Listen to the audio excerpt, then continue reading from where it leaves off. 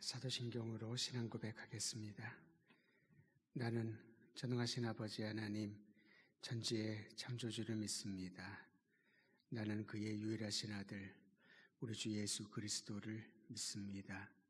그는 성령으로 잉태되어 동정녀 마리아에게서 나시고 본디오 빌라도에게 고난을 받아 십자가에 못 박혀 죽으시고 장사된 지 사흘 만에 죽은 자 가운데서 다시 살아나셨으며 하늘에 오르시어 전능하신 아버지 하나님 우편에 앉아 계시다가 거기로부터 살아있는 자와 죽은 자를 심판하러 오십니다. 나는 성령을 믿으며 거룩한 공교회와 성도의 교제와 죄를 용서받는 것과 몸의 부활과 영생을 믿습니다. 아멘. 찬송가 458장입니다. 너의 마음에 슬픔이 가득할 때 주가 위로해 주시리라. 아침 해같이 빛나는 마음으로 너 십자가 지고 가라. 참 기쁜 마음으로 십자가 지고 가라. 내가 기쁘게 십자가 지고 가면 슬픈 마음이 위로받네. 때를 따라서 주시는 은혜로서 가란 심령의 힘을 얻고 주가 언약한 말씀을 기억하고 너 십자가 지고 가라. 참 기쁜 마음으로 십자가 지고 가라. 내가 기쁘게 십자가 지고 가면 슬픈 마음이 위로받네. 내가 맡은 일 성실히 행할 때에 주님 앞에서 상 받으리. 주가 베푸신 은혜를 감사하며 너 십자가 지고 가라. 참 기쁜 마음으로 십자가 지고 가라. 내가 기쁘게 십자가 지고 가면 슬픈 마음이 위로받네. 아멘. 오늘 말씀은 마태복음 10장 1절에서 15절까지입니다.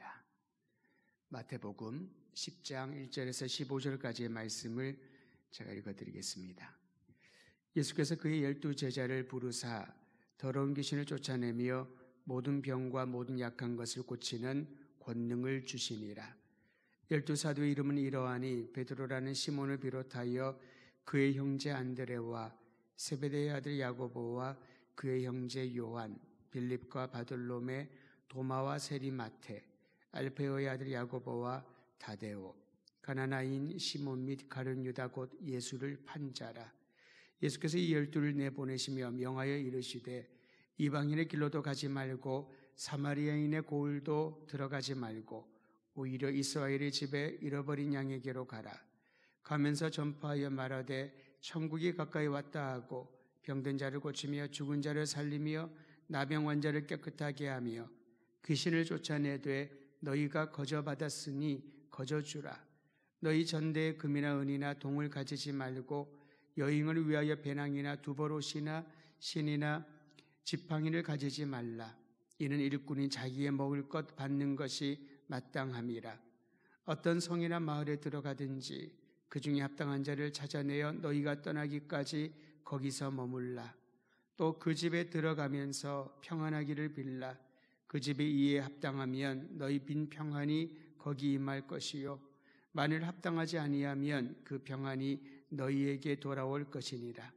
누구든지 너희를 영접하지도 아니하고 너희 말을 듣지도 아니하거든 그 집이나 성에서 나가 너희 발의 먼지를 떨어버리라.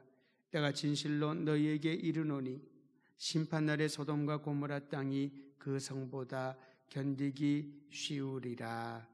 아멘. 15절까지 함께 보았습니다.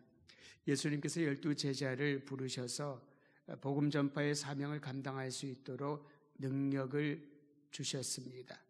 그저 복음을 전파하라, 복음을 전파해야지만 된다라는 책임과 의무감만을 주신 것이 아니었습니다. 능력을 더하여 주셨습니다. 더러운 귀신을 쫓아내고 모든 병과 약한 것을 고치는 권능을 주셨습니다. 성경의 이러한 권능은 예수께서 제자들에게 복음 전파를 위하여, 복음 전파를 전하기 위하여 주신, 위임하신 그러한 능력이라고, 권능이라고 가르쳐 주고 있습니다. 여러분, 우리가 주님의 사명을 감당할 때에 주께서 우리에게 지혜도, 명철도, 분별력도, 그리고 이와 같은 초자연적인 권능도 더하여 주심을 믿고 주님이 주신 이 아름다운 능력을 복음 전파를 위하여 사용할 수 있는 그런 마음가짐을 가져야 할 것입니다. 예수님은 제자들을 보내시며 사역의 방향을 구체적으로 정해 주셨습니다. 오늘 우리가 주목해야 될 부분이 본문에 나와 있는데요. 첫 번째 사역 방향은 이방인의 길로 가지 말고 사마리아인 마을에 들어가지도 말며 이스라엘의 잃어버린 양에게로 가라라는 5절과 6절 말씀에서 발견할 수 있습니다. 예수님은 이스라엘 백성에게 전파해야 될 선교의 긴급성을 말씀하셨습니다. 어떤 이들이 이 구절을 읽으면서 혹여나 예수님께서 이방인 선교를 등하시한 것은 아닐까, 이방인 선교를 금한 것이 아닐까라고 생각하는 분이 있을지도 모르겠습니다. 결코 그렇지 않습니다. 이스라엘 백성에게 복음이 먼저 전파되어야 된다는 하나님이 선택하시고 약속을 주시고 그들을 통하여 모든 민족이 하나님의 자녀되게 하는 이 약속을 이루기 위하여 이스라엘 백성들에게 복음이 전파되어야 된다는 사역의 긴급성을 말씀하신 것뿐입니다. 이스라엘의 복음 전파가 시작으로 이제 모든 민족들에게 복음이 전파될 것을, 땅의 끝까지 복음을 전할 것을 명하십니다. 여러분, 우리는 이 말씀과 더불어 사도행전 1장 8절 말씀을 연결해서 생각해 보아야 합니다. 예루살렘과 온 유대와 사마리아와 땅 끝까지 이르러 내 증인이 되리라. 예루살렘의 복음이 먼저 전파되고 그리고 유대인들 전역에 복음이 전파되어야 되는 이유는 땅 끝까지라고 하는 분명한 사역의 방향성이 결정되어 있기 때문에 그러합니다. 이방인의 사도로 부름을 받은 사도 바울 역시 그가 강조했던 말씀 중에 첫째는 유대인에게요, 다음에게는 헬라인에게요, 그리스도의 복음이 전파되어야 된다는 겁니다. 사역의 긴급성을 말씀해 줍니다. 두 번째로 제자들이 선포해야 할 복음의 메시지가 기록되어 있습니다. 7절입니다. 천국이 가까이 왔다, 하나님 나라가 도래하였다 라는 메시지를 전하라고 주님이 위임하셨습니다. 즉 하나님의 통치가 이 땅 위에 임하고 있다, 임하기 시작했다라는 것을 선포하는 거지요. 예수님이 행하셨던 놀라운 기적은 하나님 나라 천국이 임하였다라고 하는 사인입니다. 병든 자를 고치시고 죽은 자를 살리시며 귀신을 쫓아내는 것, 하나님이 보시기에 좋았던 본래의 상태로 회복되는 것이 하나님 나라 통치의 모습인 것이지요. 여러분, 창세기에 기록된 에덴에서는 어떤 병이라든가 다툼이나 시기나 서로에 대한 비방과 책임 전가가 없었습니다. 하나님 보시기에 심히 좋았던 그 자연은 질서가 있었고, 하나님의 형상을 따라 창조된 남자와 여자는 진정한 사랑의 관계로 살아가고 있었습니다. 하나님과의 관계도 그러했지요. 날마다 에덴 동산을 거닐며 하나님과 깊고 친밀한 교제를 그들은 날마다 했던 것입니다. 그런데 죄가 들어오자 그렇게 사랑했던 남편과 아내가 서로에게 책임을 전가하고 미우고 다툼이 시작됩니다. 하나님의 음성을 듣기 싫어하고 숨어버리기 시작하죠. 이 모든 것들을 회복시키는 것이 하나님 나라가 임했다라는 증표라는 것입니다. 성도 여러분, 오늘날 교회가 예수 그리스도의 십자가와 부활의 복음을 전파하며 우리 가운데 임한 하나님 나라를 바라보며 나갈 때에 우리를 원래의 상태로 회복시켜 주시는 주님의 놀라운 은혜를 경험하여야 할 것입니다. 또한 세 번째로 예수님은 천국 복음을 전파하는 제자들에게 그들을 위로하시면서 생활 때문에 염려하거나 걱정하지 말라라고 말씀하셨습니다. 이미 산상수훈에서 내일 일을 염려하지 말아라 라고 말씀하신 주님께서는 복음 전파에 있어서 제자들에게, 복음의 일꾼들에게 복음 전파하다가 생활로 인하여 공고해지면 어떡하나 염려하거나 걱정하지 말라라고 말씀하셨습니다. 왜냐하면 여행을 위해 필요한 모든 것들을 매 때마다 가는 곳에서 공개받을 것이기 때문에 일꾼이 자기의 먹을 것 받는 것이 마땅하다라고 성경의 원리를 가르쳐 주시면서 그것 때문에 염려하거나 걱정하지 말라고 주님이 말씀하십니다. 이 말은 그저 아무것도 하지 말고 그저 입 벌리고 하늘을 바라보면은 필요할 때 먹을 거 다 내려주신다, 그런 의미는 전혀 아니지요. 그로 인하여 복음 전파의 사역, 하나님이 위임하신 이 일들이 장애를 받거나 중단되지 않도록 염려하지 말라고 말씀하십니다. 이 말은 하나님이 공급하심을 신뢰하라는 말입니다. 복음 전파 사역에 집중하라는 말씀이기도 하지요. 흐트러지지 않고 우리가 가야 할 것, 그리고 해야 할 일을 집중하며 살라고 주께서 권면하십니다. 참 놀라운 것은 복음 전파를 위하여 마을에서 마을로 다닐 때마다 어디로 가든지 복음을 받아들인 이들의 집에 거하면서 평안을 정하라라고 말씀하십니다. 복음은 무엇일까요? 주님이 주신 기쁜 소식, 하나님의 자녀가 되었다는 복된 소식, 하나님 나라가 임하여서 우리를 회복시키신다는 주님의 위대한 약속을 전파하는 사역입니다. 그러기에 가는 곳마다, 머무는 집마다 하늘의 평안을 나누라, 하늘의 평안을 빌라라고 말씀하십니다. 히브리인들은 샬롬이라고 하는 평안의 인사가 그들에게 있어서 참으로 중요하게 여겨졌지요. 그런데 주님이 말씀하시는 이 평화, 에이레네의 이 평화는 어떠한 고통과 억압과 부정과 불평과 불공평이 없는 참으로 하나님이 주시는 진정한 평화를 뜻합니다.